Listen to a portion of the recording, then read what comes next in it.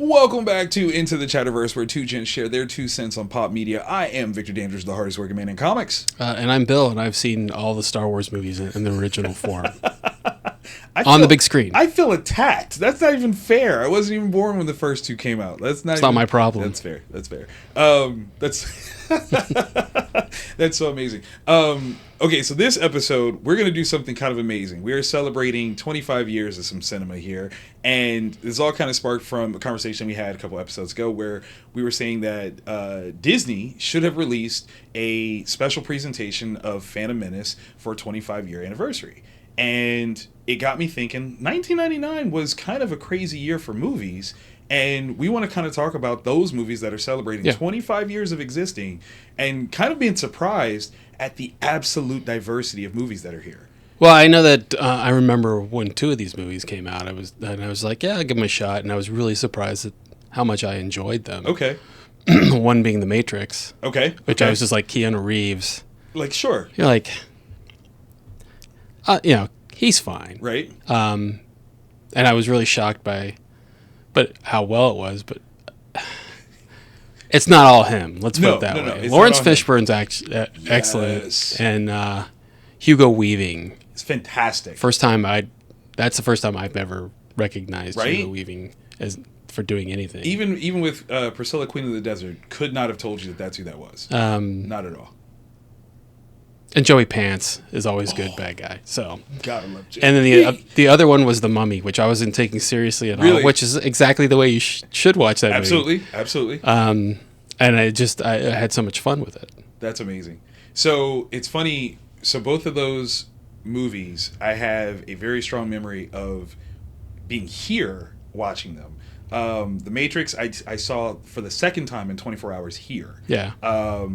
I had seen it with my dad and my brother, and we were up north somewhere, and close theater to where my dad lived at the time. And so I saw it, loved it, and my best friend was coming into town from Toledo, and Anna, the boy's mom, we were dating at the time, and so we came to see this here, and I'm like, this is the coolest movie of all time. Like, I gotta just pay attention, like, just watch it. Another movie, The Mummy, we were trying to get here, and I didn't know how to get here from where we were. That's fair. Yeah, and so we got lost. And we ended up seeing it in Hilliard somewhere, but we were looking for here to come see it. And wait, you saw it in Hilliard? Yeah, that's not exactly easy to get to either. We literally got lost and ended up in Hilliard. Like, no joke. Because I mean, and this is the funny part. This is pre-GPS. We probably should have map quested, but we didn't. Right. And we were just trying. Well, I think it's over this way. I think it's over there. We ended up in Hilliard. It's the funniest thing in the world. Magically, we found our way back way easier than we did finding our way out there. But it was because we were trying to get here and we didn't know exactly where the Linux was. Well, I'm thinking you probably were out by 270 then. Yes, right? yes. Yeah, I figured exactly where you were. Yep, so. Yep. The funny thing is we have a huge stadium right across the street from us. Also true, which I had never been to at the time. So I'd never been there. Been there. Yeah. That's a different subject. I know. Sports ball talk that I'd never been there. But I did see American Pie here. And that was a very important one for me because as much as that is an ensemble movie about friends, I went by myself.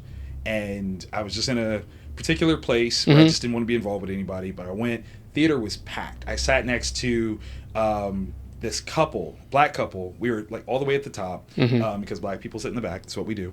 And we found this movie absolutely hilarious. And again, like, considering how long ago, like, we would probably be social media friends now to this day if it existed at the time, because we just had that good of a time. But at the end, it was just like, oh, that's cool, high five, and then we've never seen each other again. Like, but right. it was absolutely one of the funniest things I've ever seen, in part because of the audience I was with. It was a great audience, and everyone was into it, and it was amazing. That's another one on the list. Yeah. I mean, it was at number 17. Mm-hmm. It's quite a list. Right? The funny thing is that the number one movie which was the most anticipated movie of the year, of course, and made the most money. Yeah. Was probably, I'm going to go with my least favorite movie on this list. I bet if you go to IMDb, it is arguably one of the lower ranking movies on Rotten Tomatoes. I'm sorry, from this list. Though it's number one, I almost guarantee out of the top 10, it has got to have the lowest score. Let's go. Let's find out. Come on, Victor. Be right. Be right. Okay, here we go. Oh, that's actually that's higher than I thought it was going to be. 52% with a 59% audience. I'm actually really surprised by the 59. Yeah. How many times did people go see that movie, saying a ton? Then they finally went, "Yeah, I don't like this movie. I don't like it. I know multiple people that they worked here, so it's not a big deal. That it was. I had to watch it 3 or 4 times just to make sure I didn't like it. And it was always Jar Jar. Every single time it was Jar Jar. Well, I mean, Jar Jar is annoying, but that's not the worst. I don't think that's the worst part of the movie. What is the worst part for you? I think it starts off right off the bat with how racist it is, and the fact that, and I'm not like the most liberal person. It's just that I'm sitting there watching. It's like, why are they doing this? These are horrible stereotypes at play in alien creatures. It was awful. It was pretty bad. It was pretty bad. Okay. 59%, 52%. That's actually way higher than I thought it was going to be. I fear that, I think Austin Powers will be lower than that, actually. You think so? I think it will. Either through the critics. I think the critics is going to be lower than 52. Oh. Dang it! Oh, 53! Wow! I knew it was and the audience close. Score was a 71. Yeah. I knew the audience loved it a lot, but I didn't think the critics loved it as much. It wasn't. I don't think it was really that great. Yeah. 53. All right. Well, I mean, so far, my first sentiment was right. Definitely wouldn't have guessed that Star Wars had a 52 though. It'd been so long. Yeah, it was 83. Yeah. So it'd been 16 years. Yeah. So people were hungry for it. Yeah. For sure. For sure hungry for it. Okay, so top 5 in terms of gross. We have Star Wars Episode 1.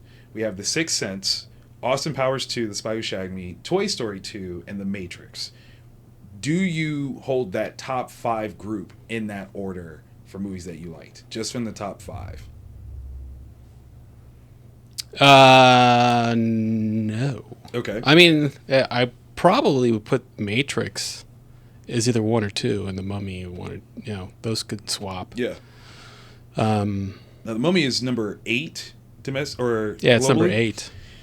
That's wild. How much did it cost to make The Mummy? Oh, I'm going to say it had to cost like $35 million. 80. Wow. Yeah. Okay. Ended 155. So that's about a break even? Oh, I don't trust that international number. I'm sorry. Okay. $177,000. Oh, that does say 1,000, doesn't it? But that's that's pretty close to losing money. So there has to be more money in the international number. Okay, all right. I mean, yeah, because that worldwide is, the math is mathing, but yeah, no, it didn't make much sense to make a sequel. Even if you went that breaks even, right? I don't know that warrants sequel. 'Cause everyone wants more money in the sequel.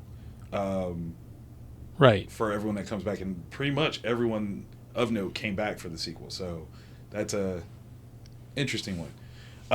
Toy Story 2. How's that rate with you? I think it's okay. Just okay? It's hard for me to say anything tops the original. I agree. And up to that point, Pixar hadn't made sequels. Right. And I wish they would have just kept that. As much as I wanted a sequel to Incredibles. Right. And it took long enough to do it, and they got it wrong. I don't think I watched the last Toy Story, to be honest with you. I did not. I think that the quality went down. They're not bad movies. It's just that you started at such a peak, and it went down a little. Not like it turned me off. Right. But it lost something. It did lose something. Yeah. I mean, it's like watching Jordan at the end of his career. You're like, I'm still watching Jordan, but it's not the same as peak. Well, he's 90s. Also wearing a Wizards jersey as opposed to the Bulls. Same. Yeah. That's what I'm saying. Like, that's Toy Story 4 right there. That's what that is. The movie Big Daddy, number 7 on the list here. I'm not the biggest Adam Sandler fan. How did you feel? It was all right. Just all right? Which I think is high praise for... for an because there've been 2 Sandler movies. Wedding Singer. Okay. And... I've never seen that one, I'll be honest. I've never seen it. I've just never been a major Adam. Don't be so disappointed. I can hear it. I will watch it. For you, I will watch it. But I've just never seen it. Well, it's an 80s movie, so... All the more reason why I should have watched it. And Happy Gilmore. I have seen that. I've definitely seen that. Yeah. Other than that, I think they're all just kind of, it's fine. All right. Billy Madison really just annoyed me. Billy Madison is supposed to be annoying, isn't it? But, I mean, the whole movie annoyed me. Yeah. It wasn't just him. No, Little Nicky, he's annoying through that whole thing, and I can barely remember anything of it. Okay. I, in fact, totally forgot it was a movie until I just said it. It just came out of you like, yeah. Little Nicky. Okay, so some of the ones that I think are interesting that aren't in this top 20 list, Fight Club is not in the top 20 of this. And I think that's very interesting. Let's see, where do we... No? It's not in the top 50? 56? Get out of here. Fight Club only made $36 million, $37 domestically. Ooh. Whoa. $63 million budget, made $100 million. That movie bombed. That is an absolute bomb. Okay, so to that, is Fight Club the very definition of a cult classic movie? Because you hear, I mean, glowing praise. Yep. Wow, I did not know that it bombed that badly. That's crazy. How did that not, like, end careers? Like, that's pretty... Well, I'm trying to figure out why it had such a high budget. Yeah, also true. At 80%. 96 with the... Did we just not go to the movies that 3-week period? It came out well... Oh, did it come out? It came out around Star Wars? Oh, that is... That should... no, here it is. Release date is October 15th. Oh. Okay, so that has nothing to do with it. Yeah, no. No, it's... And it was in theaters for a long time. It wasn't out against anything. Then what the crap? I mean, like, even The Sixth Sense was in its... What? That's crazy. That's crazy. 4th week? That is absolutely insane to me. And again, just playing numbers, $63 million to make this movie, it flops. By the way, question. October 15th, 1999? Yeah.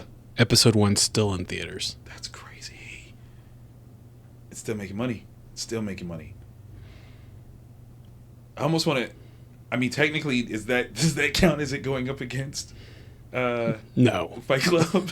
No. People. I'm number 22, Patch Adams. That was a great movie too. I mean, 88 million. Yeah, that's 202. Off of a 90 million. Why? Where? Okay, someone explain this to me. Yeah. Okay, so that release date is actually the end of 98. Right. All right. Why did that movie cost $90 million? Robin Williams. Robin Williams was not making $60 million. Even if Robin Williams is making $20 million, which is there's a good chance. There's a fair chance. There was no one else in that movie making that money. Right. So I don't know. There were no special effects. There was no. I don't know. But when we looked up American Pie, $235 worldwide on $11 million budget. $11 million Goes right back to what I've been saying about Disney movies. Is back then, obviously this is Universal, right? But Disney was making movies that cost a pittance, and were making like $100 million. Yeah, and they were making money. Yeah, I mean, it almost doubled the budget opening weekend, and that says a lot about what you can do, especially for a rated R movie, right? Which means that you were limited into who all could actually come see it anyway. So, like American Pie is a great example, and I know it's kind of funny in 2024. Yes, there's a lot of things culturally wrong with American Pie, without question. 99, it was a different culture, right?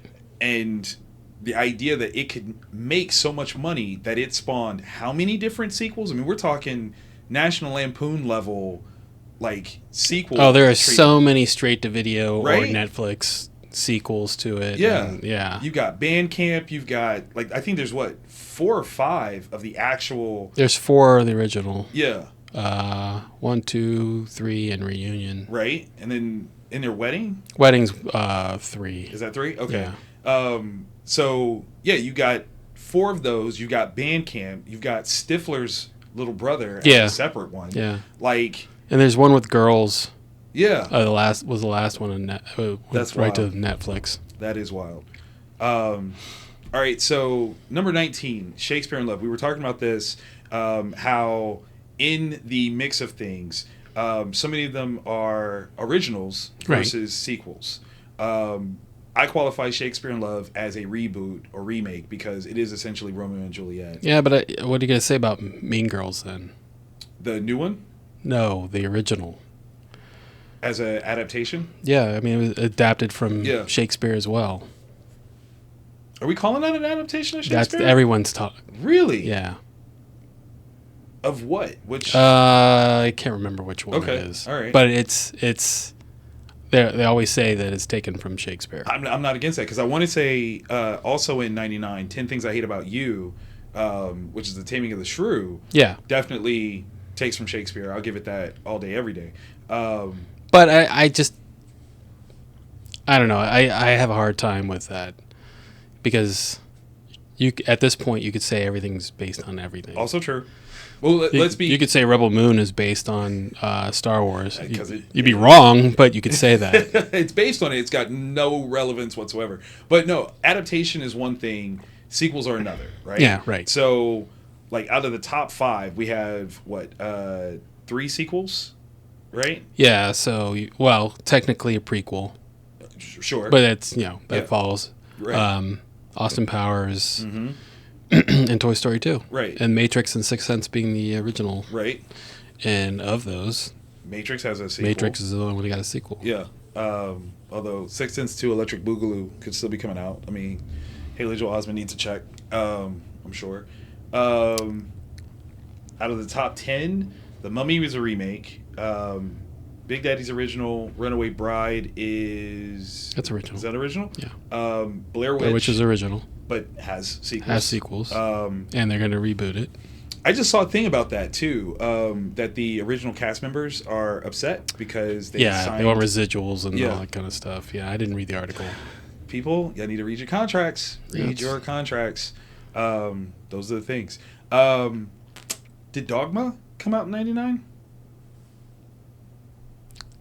Ooh, that's a good question. I think it did.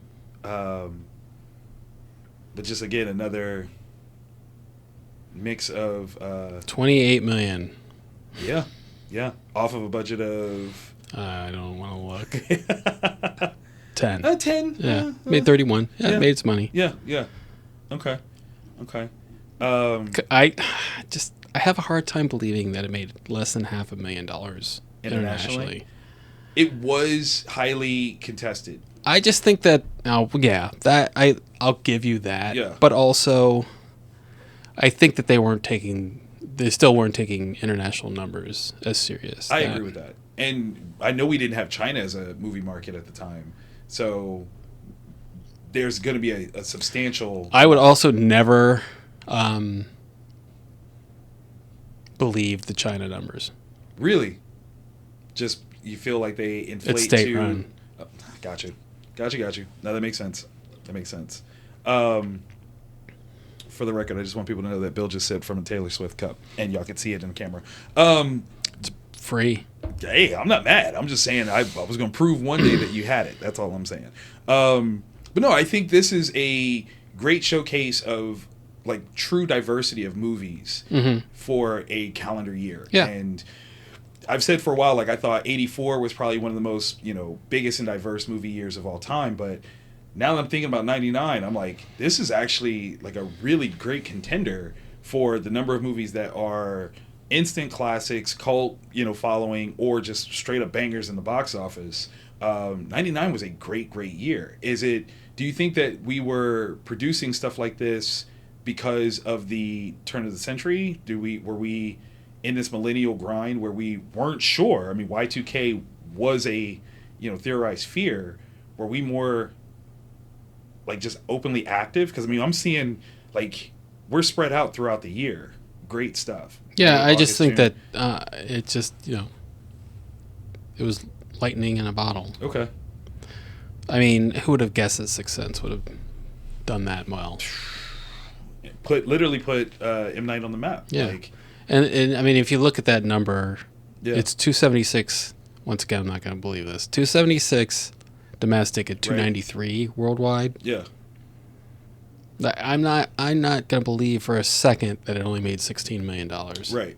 Because that's crazy talk. Yeah. But off of a budget of how much? Actually, you know what? Now I look at that, that's not... The total gross is re-releases. Oh, that's true. Okay.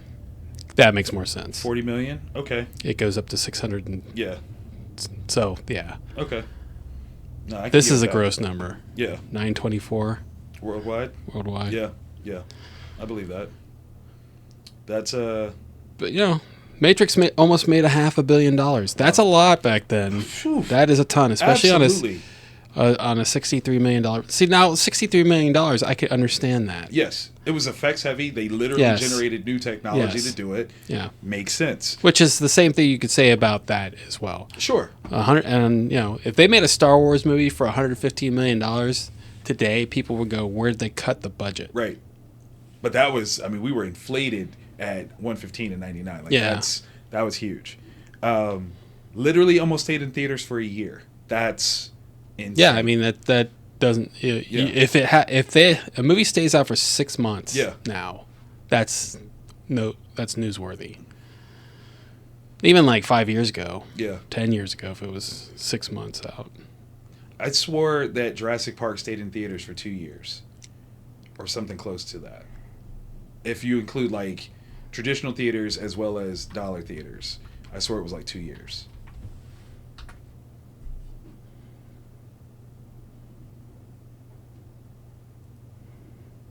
I don't know where we saw that now.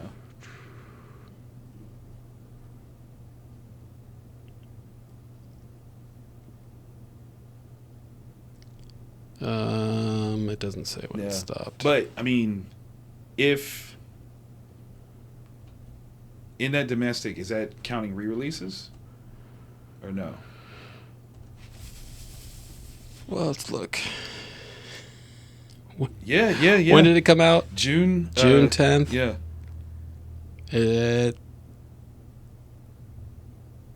Does it not go back around? Yeah, because we're in April now. Yeah, it goes April, and then jumps to August. Yeah. So yeah, if it went June to April, and then came back in August, I think because it wasn't out on home video yet. I do know that. Because I want to say it was like 2 years from when the movie came out to home video version was available. This almost makes me think that it came back out. I think it did. Like drive-ins. Okay, that makes sense because summer movie. But even in August seems a little bit late. But the grosses aren't very high. That's what makes me think that. I got you. That makes sense. That makes a lot of sense. But yeah, so again, 25 years of movies from the 1999 era. Guys, go back and look at some of your favorite movies and just kind of respect the culture of cinema and movie making and how sometimes the movies that we love made $0 in comparison to some of the ones that might, have been blockbusters that weren't quite it, but it's still kind of it's a magical thing. 25 years, that's crazy. That's so crazy. Yeah. Thank you guys for tuning in. Once again, I'm Victor Dangerous, the hardest working man in comics. And I'm not a Swiftie. Lies, all lies. We'll see you guys next episode. Peace.